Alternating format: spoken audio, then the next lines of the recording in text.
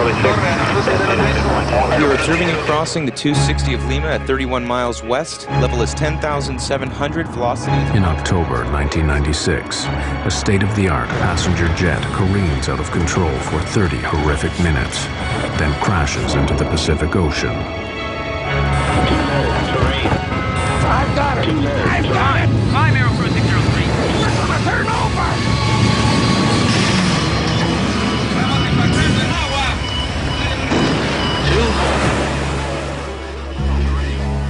At the time, no one understands how this could happen.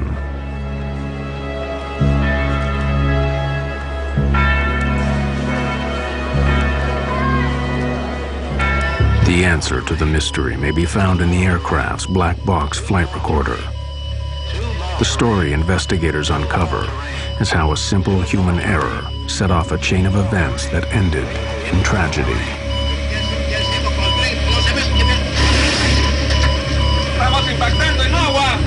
2 cents of American money brought down a $75 million aircraft and killed 70 people. This kind of a problem that they faced that night was probably one of 10 over the last 20 or 30 years. You never lose hope immediately. You know, it takes time for you to get to that point that you will accept the fact that there's no people that got out of their life. We're gonna turn over!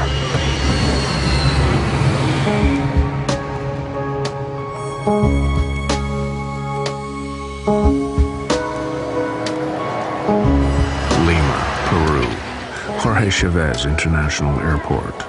Aero Peru Flight 603 prepares for takeoff for Santiago, Chile. The plane is a 4-year-old Boeing 757, a state-of-the-art passenger carrier known for its reliability and safety.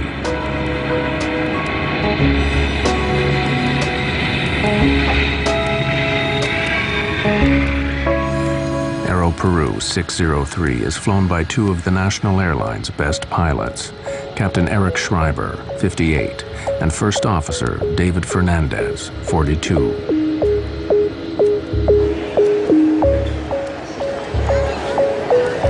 61 passengers and 9 crew members are aboard. Most are Chileans on their way home. Others are Peruvian, British, Italian, Spanish, 1 New Zealander, and other Latin Americans. Among them are the brother-in-law and a close friend of Mexican businessman Monas Albert. Our companies do business in South America. We export. And every so often we will go to see our clients. And on this trip, Kenny and Abraham went to see some clients in Peru and Chile. I had a very good relationship with both of them. With my brother-in-law, of course, we were like brothers. I love the guy. He married my only sister. So we had a great relationship.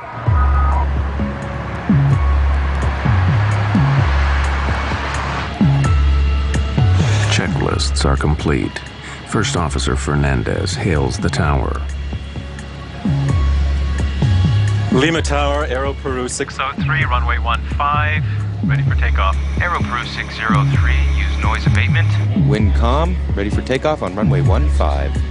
1515, transponder. Flaps 15, takeoff briefing complete. The captain makes a joke about their precision. See how accurate we are? Not even Swiss. Rolling.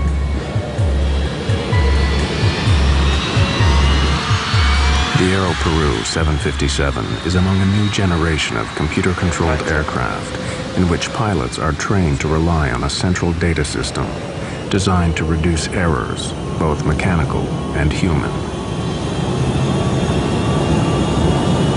On takeoff, the 757 performs perfectly.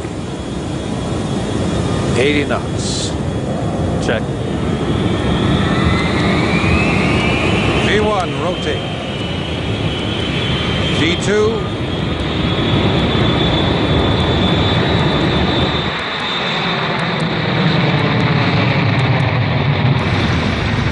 Gear up.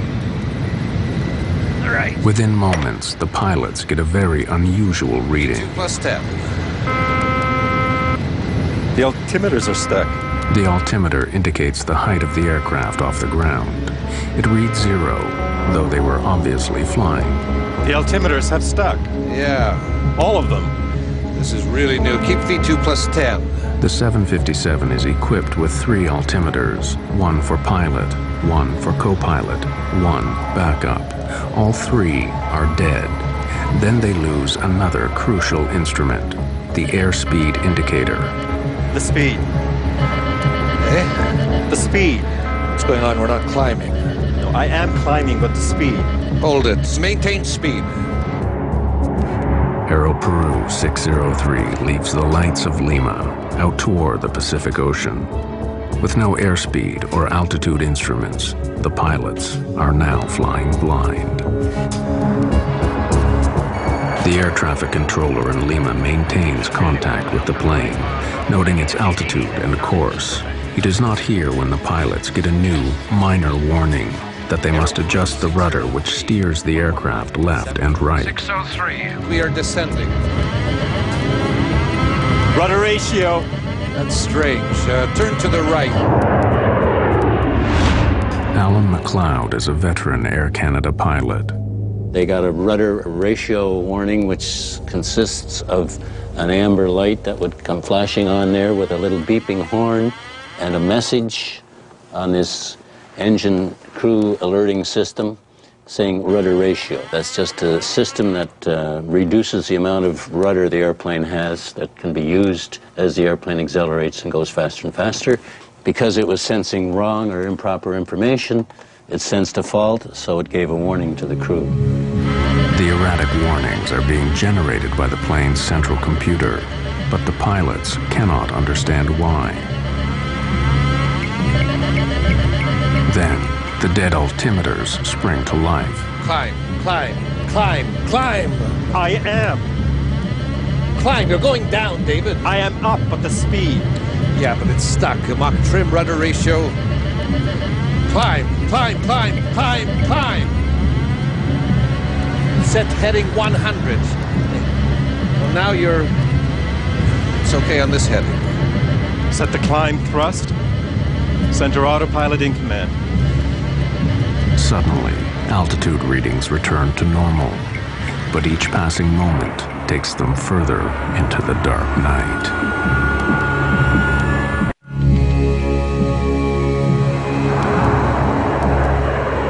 Captain Schreiber tries to engage the autopilot to give them time to think. There is no command.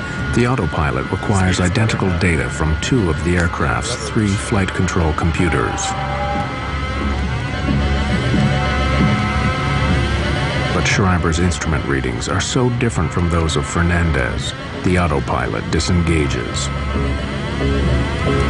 Then another alert. Mach trim, Mach trim. Mach trim indicates that the plane is not flying in a level position, yet the 757 is flying normally.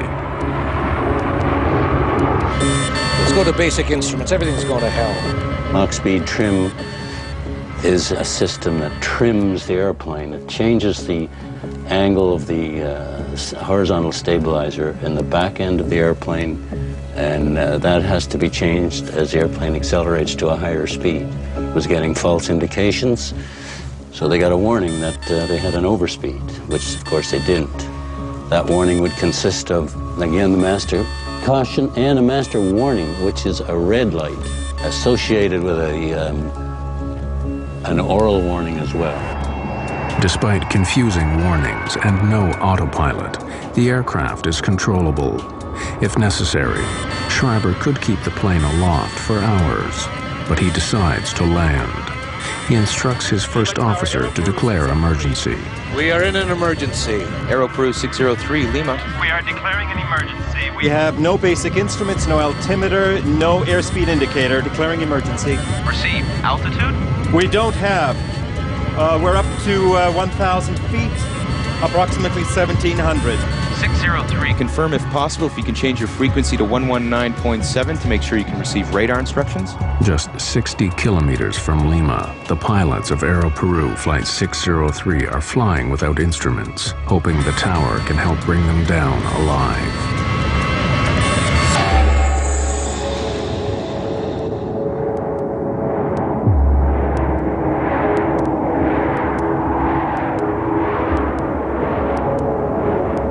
Lima, 603.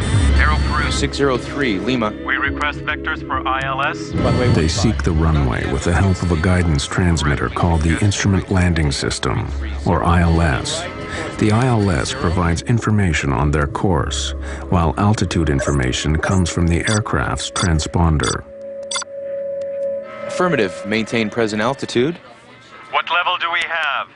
We have 4,000 feet. Can you confirm for us? Correct. Maintain 4,000. Schreiber and Fernandez have never experienced nor been trained for this emergency. Auto throttle disconnect.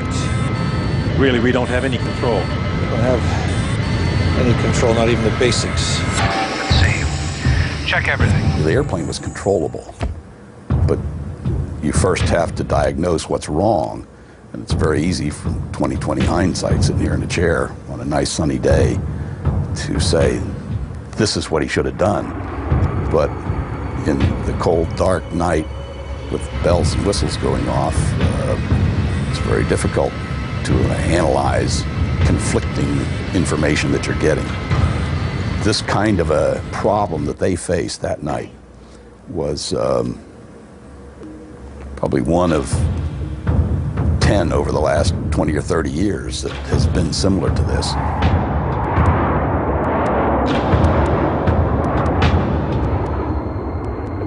Over the dark Pacific Ocean, the pilots cannot determine altitude nor speed by sight. They request that the tower help guide them in. Responding. Airspeed is 0. All speeds. Right. Can you give us the airspeed, please, if you have us on the radar? Yes, affirmative. As of 10 seconds. It seems that you're climbing at level 6,000 at 22 miles south on heading 195. The air traffic controller's computers calculate a correct airspeed by measuring the plane's movement over the ground. Okay, we have that. We are on heading 190, and we have 7,000 feet on the altimeter. Yes, correct. You're now reaching 7,000. But neither the pilots nor the air traffic controller know that the altitude indicated on the scope is incorrect. It is coming from the plane's erratic computer. The traffic controller would try to help the pilot, but he was receiving the wrong information on altitude. He was receiving a wrong indication from the captain's altimeter.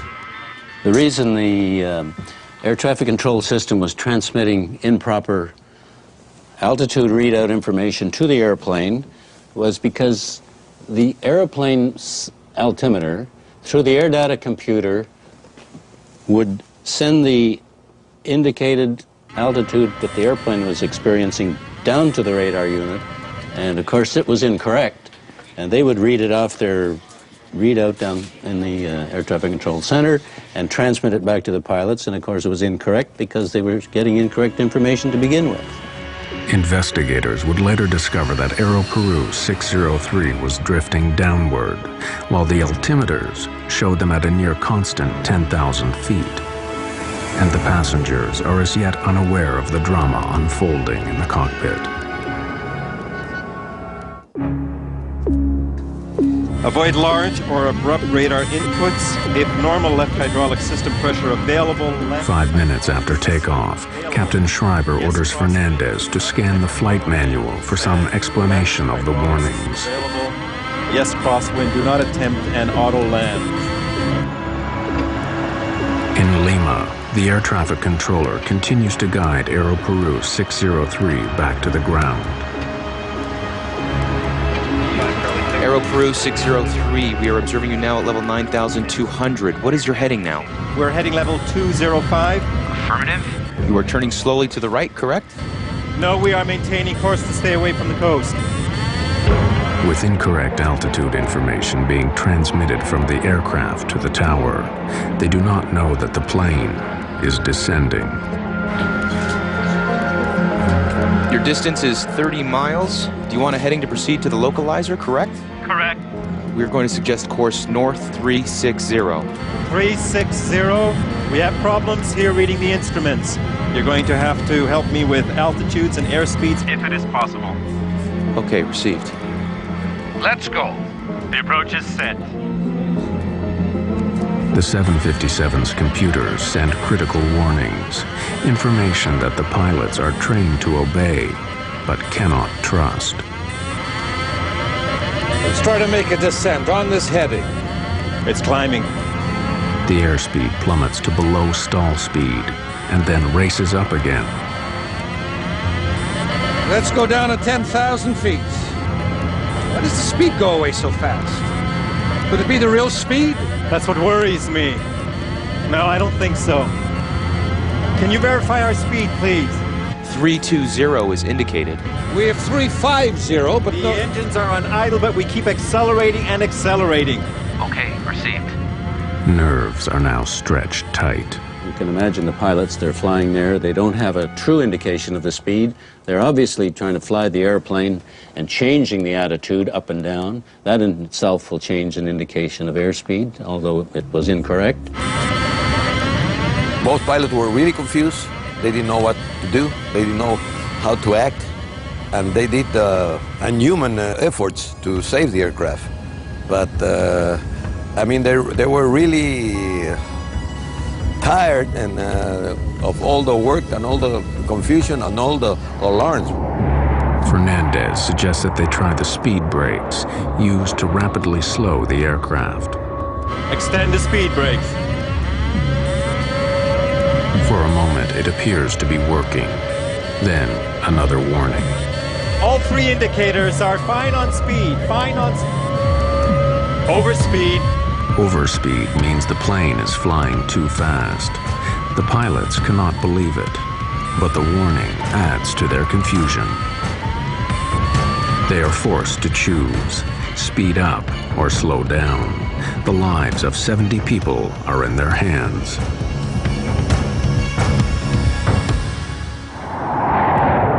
"15 minutes have passed since takeoff. Then the computerized brain of Aero Peru Flight 603 sends another burst of contradictory warnings. Rudder ratio. can't be. Nothing's disconnecting. All engine instruments are okay. What can our real speed be? The speed indications are okay. Lima Tower provides their only chance of survival. We are observing you crossing the 260 of Lima at 31 miles west. Level is 10,700. Velocity is approximately 280 over the ground. Perfect.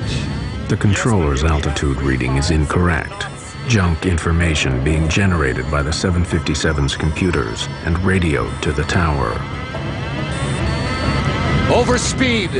The brakes are on, but now another overspeed warning. Then the stall warning sounds. Let's descend. Can't be over speed. We're still flying. They get a stall warning that the airplane is falling out of the sky. At the same time, they got overspeed warning. Impossible to have two contradictory alarms. Either you're stalling or either you're having an overspeed. So that created more confusion. Really, this problem has never happened before. It was a new emergency. In aviation, you always figure, what's going to kill me? What is the critical thing? Let's take care of that first. And then we'll take care of the other lesser issues later on. When you get stall warning or when you get an overspeed indication, you need to pay attention to those immediately. In this case, they were getting both a stall warning and an overspeed. Well, which is right? First Officer David Fernandez finally realizes that the odds are against a safe landing. We request, is there any plane that can take off and rescue us? Acknowledged. Rescue has been alerted. Any plane in the area to guide us? An Aero Peru that may be in the area. Anybody? No, don't say anything like that. Yes, because right now we are in a stall. The stick shaker vibrates violently, indicating that the 757 is going too slow and could fall from the sky. Aero Peru 603. We have a 707 that is leaving for Pudahuel. We will advise him. We are not in a stall. It's a false alarm. Schreiber's airspeed indicator reads 350 knots, well above stall speed. No, we have stick shaker. It has to be. But even with speed brakes and everything, we're maintaining 9,500 feet. Why aren't we getting the same reading?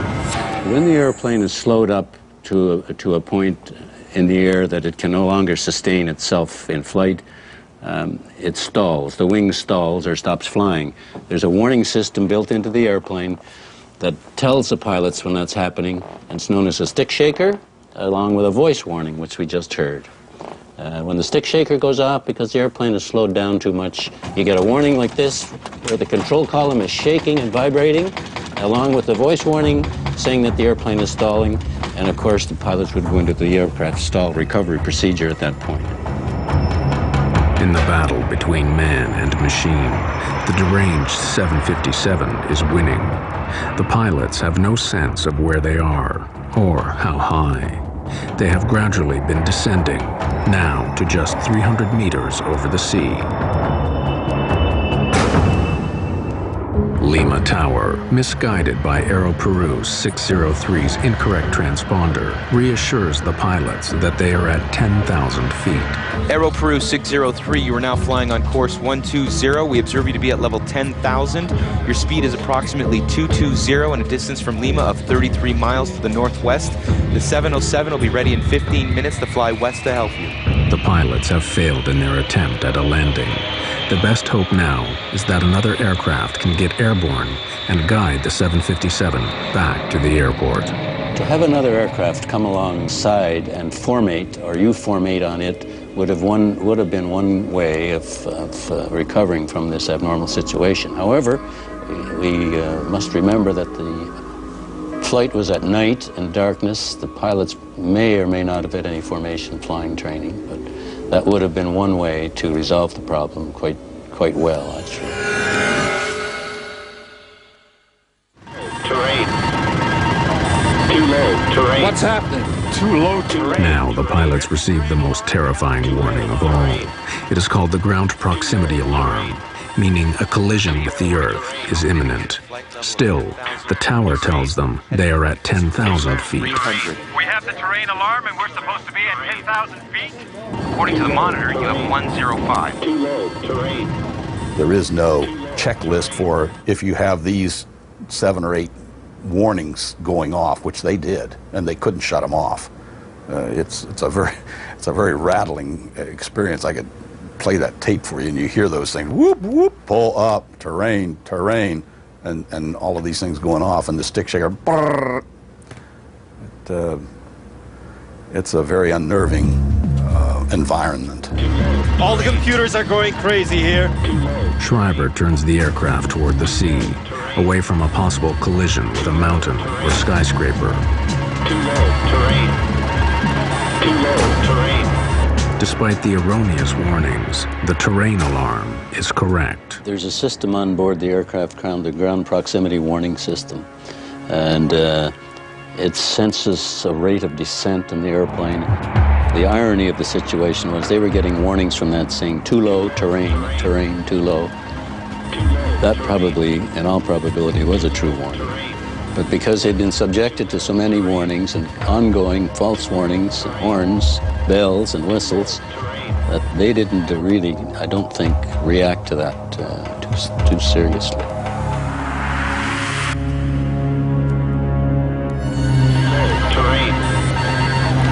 Are we going down now? We have 370 knots. Are we descending now? We are showing the same speed. You have 200 knots speed approximately. Too low terrain. Speed 200 knots. 220 ground speed, reducing speed slightly. The pilots are stunned. 200 knots is precariously close to a stall speed. Damn, we're gonna stall right now. Too low terrain. Let's go up. Let's see. Let's go up here. 2 Peruvian men grapple with a deadly situation. A computer that warns them of flying too fast, too slow, and too low all at once.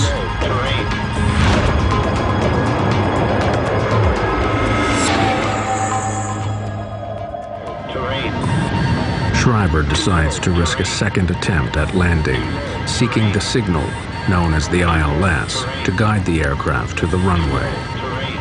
I want to try to intercept the ILS. I'm trying to descend. Lima, Aero Peru 603. We will try to intercept the ILS. Let us know if we are in. Received, Aero Peru 603. You show now level 9700. Instruments seem to be working. For a moment, there is a glimmer of hope. This one's right. This one's okay, too.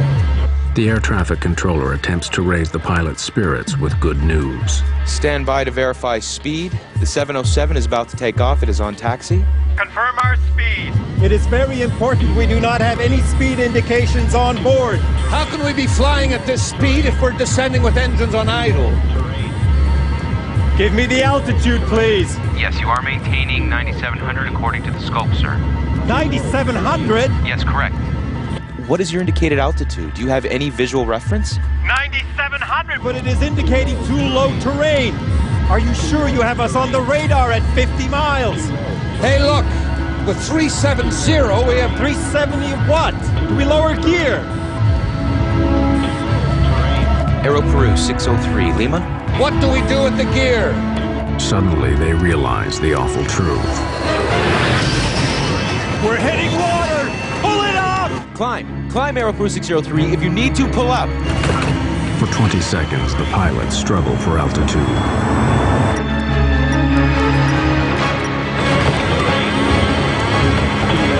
I've got it! I've got it! We're gonna turn over!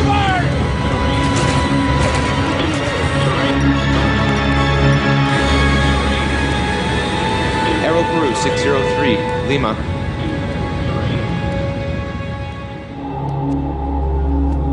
Aero Peru 603, Lima.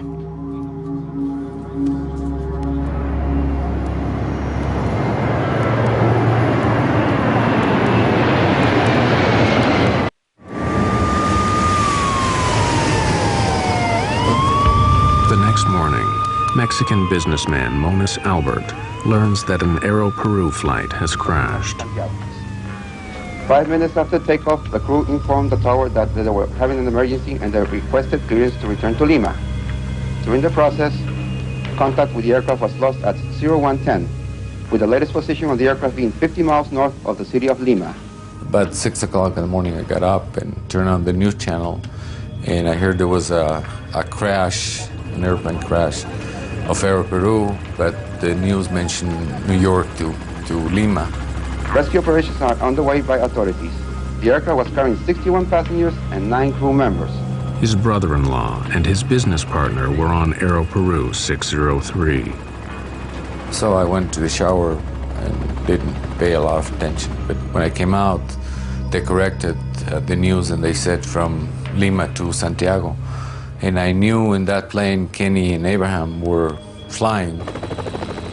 The news was very vague, so they mentioned there might be some survivors, and they mentioned that the plane crashed on the Pacific Ocean, and they didn't have a lot of news, and the crash was at night. So in my mind, I thought that the plane sort of landed on water, and most people got out. Guido Fernandez has just been appointed Peru's accident investigator. Aero Peru is his first case.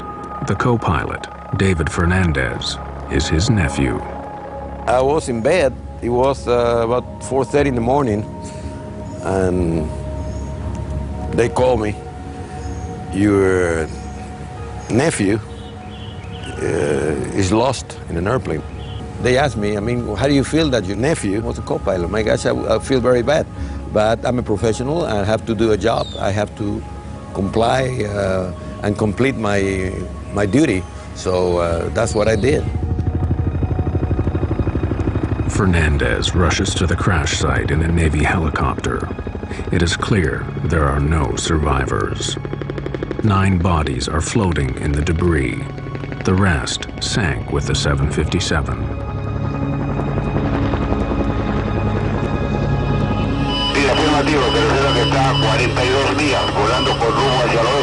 Fernandez puts thoughts of his nephew out of his mind.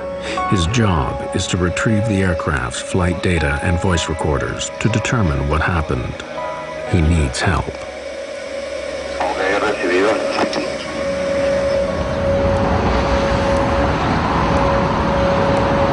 Fernandez contacts the National Transportation Safety Board in Washington, D.C., one of the world's leading agencies for air accident investigation. They had found the aircraft. It was pretty well documented by radar. The Navy, the Peruvian Navy, had gotten a fix on the flotsam and the wreckage in the ocean. And the only thing left to do was find it on the bottom of the ocean, which they did not have the facilities for. Rodriguez flies to Lima to join Guido Fernandez in his effort to find answers. When I found out that his nephew was the first officer, I suggested that perhaps they should consider removing Captain Fernandez from the investigation because of emotional involvement and what have you. The American investigator's concerns soon vanish. He was very objective, I would say an excellent investigator, considering that it was, and not a distant nephew, I mean, it was his very close relative. He did an outstanding job. The black box in the Boeing 757 can emit a locator beacon for 30 days. The U.S. Navy provides underwater remote-operated vehicles to survey the debris field, seeking the black boxes. It is clear to the veteran investigator Rodriguez that the plane went down in one piece. I've done in-flight breakups that were spread over 15, 16 miles and maybe a mile and a half wide, which tells you instantly that just what you know of looking at the wreckage, that this thing didn't hit in one piece. It clearly was disintegrating as it was crashing. But in this case, it was a fairly tight debris field, and so obviously it hit at high speed and was fairly closely knit wreckage pattern. The data recorders are retrieved from the 757. Brought to the surface, the boxes are placed in coolers full of fresh water to keep them from oxidizing. They are swept back to Washington for analysis at the NTSB.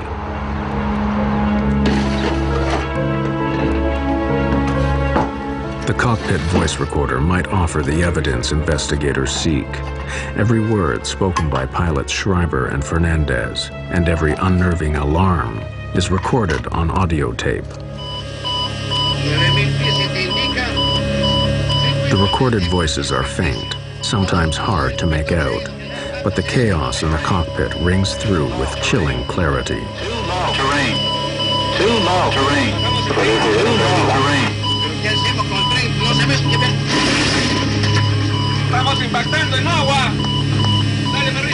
The tape is digitized into a computer, filtered and enhanced. ¿Cómo puede estar volando con esta velocidad si estamos bajando con todo el poder cortado? Informa a altura, por favor. Too low terrain. Too low terrain. ¿Cuál es la altura que indica el avión tiene alguna terrain? Too low terrain. Too low terrain. Too low terrain. Too low terrain. It was clear to us that they were really experiencing a problem with airspeed and altitude, and the airspeed and altitude indications in the aircraft are strictly a function of what we call the pitot-static system. The pitot-static system is found on all aircraft, large or small. External ports measure outside air pressure to provide data on altitude and speed. If these ports are obstructed, the plane's computers generate false warnings. But why these ports would be blocked is a mystery. Robotic vehicles are deployed to find the missing piece of the puzzle. Investigators are stunned to discover that Captain Schreiber's static port is completely blocked with tape. Just before Aero Peru 603 lifted off from Lima, maintenance workers cleaned the aircraft. A worker covered the static ports with tape to protect them. This is standard procedure, but he forgot to remove the tape. It was a small oversight with catastrophic results. The taping was never removed, and when the airplane departed and started to fly, nothing but trapped static sea level air pressure was sensed by those instruments. And as a matter of fact, the airplane was climbing up in thinner air, and the information presented on the instruments and to the air data computer was false, which generated just totally non-normal readings. The inspector who was supposed to quality check his work did not do it. And the supervisor out on the line that night was not there. He was sick, and there was a regular mechanic who was filling that role. He did not see it. And the captain or the pilot, in this case the captain did the pre-flight. They do a walk around looking for just that kind of thing. The captain did the pre-flight that night, and he did not detect it either. A little piece of paper with glue caused an accident. But the paper and the glue are not to blame. Humans are to blame, because humans use that tape in the wrong place for the wrong purpose. An accident shockingly similar to Aero Peru Flight 603 happened with another 757 just 8 months earlier. In February 1996, 189 people die when a German charter called Bergen Air crashes after takeoff near Puerto Plata, Dominican Republic. The NTSB assists in the investigation. A survey of the wreckage reveals that one pitot tube, the other critical part of the pitot-static system, is blocked. As with Aero Peru 603, night is the pilot's worst enemy. The Bergen Air pilot flips the plane upside down before crashing into the sea.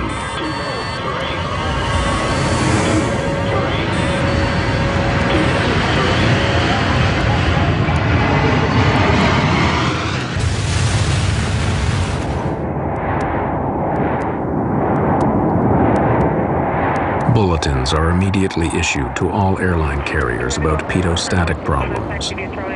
But Aero Peru had not yet implemented the changes. The bulletins and the, let's call it the fruits of the Dominican Republic investigation of Bergen Air had not yet reached Aero Peru at the time this accident occurred.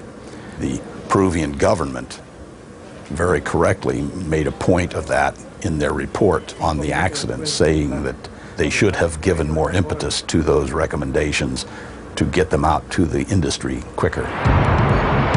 9,700, but it is indicating too low terrain. Even if Schreiber and Fernandez had known about Bergen Air, it may not have helped them survive given the high pressure of their situation. What? We lower gear. It's easy to sit here in the 757 cockpit and play the Monday morning quarterback, having heard the bells and the overspeed warnings, the ground proximity warning, the stall warning. It's very easy to do that and sit here and say what I would have done being an experienced pilot. But to put yourself into the position of those two pilots that night, they were in an extremely difficult situation to fly that airplane and recover from that experience. 2 weeks after the crash, Moniz Albert joins dozens of grieving families seeking the remains of his brother-in-law and his friend. He finally identifies them in a Lima morgue. I wanted to find them. I really wanted to find them. And one part of me didn't want to find them because there was this fantasy that if I don't find them, maybe they're in an island with a drink and looking at some girls dancing. I can close the chapter. I can go and take him and have him buried, and there'll be a place for the family to go and put some flowers once in a while and say, okay, my brother-in-law's here, or my dad is here, or my husband is here. Now that the investigators have their answer to the mysterious loss of Aero Peru 603, the lawsuits begin.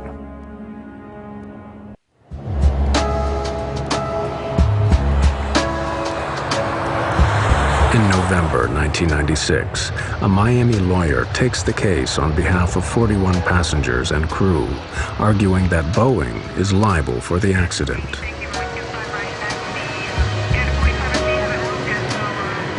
Boeing has to foresee the misuse of their product. In other words, the manufacturer of a product is legally liable for the foreseeable misuse of their product, if it can be corrected. In other words, Boeing builds the airplane with a potential hazard in it. That hazard is that in order to clean the airplane, you have to cover the static port. And if you don't take it off, the airplane can crash. I wanted them back.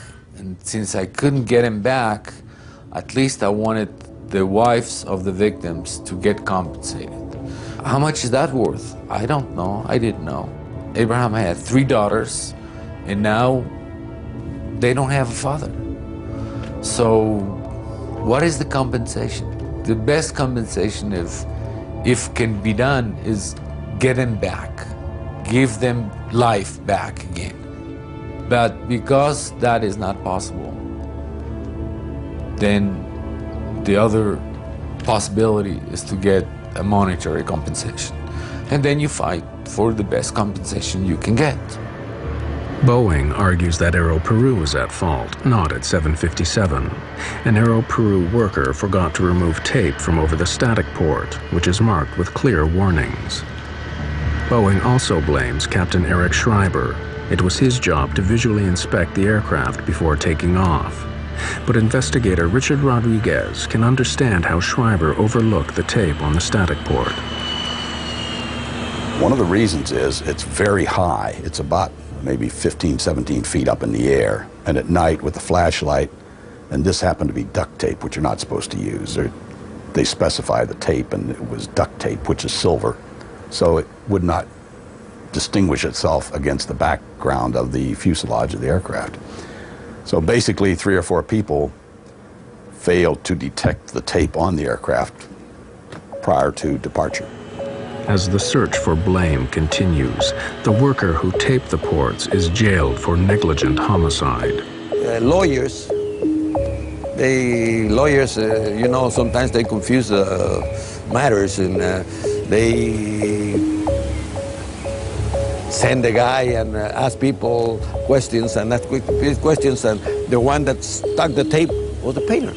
Was the lowest cultured and the one that knew less about what could happen. And the judge resolved that he was the one responsible, and he was in jail. Schreiber and Fernandez are also scrutinized. Veteran pilot Alan McLeod believes that in their situation, he would not have attempted to land. He would have continued to fly for as long as he could, with the plane angled upward slightly and the speed set just above cruise. Experience has shown that if you don't fly the airplane when you're experiencing an abnormal situation, and they certainly were, you must fly the airplane. Just concentrate on flying the airplane and get the airplane under control, first and foremost. Are we going down now? We have 370 knots. If you don't do that, airplane's going to bite you, and you're going to end up in more serious situations. So I would fly the airplane, make sure I was able to fly it safely, if only by using the attitude direction indicator and normal power settings that I was familiar with, and then eventually work my way back and get it on the ground.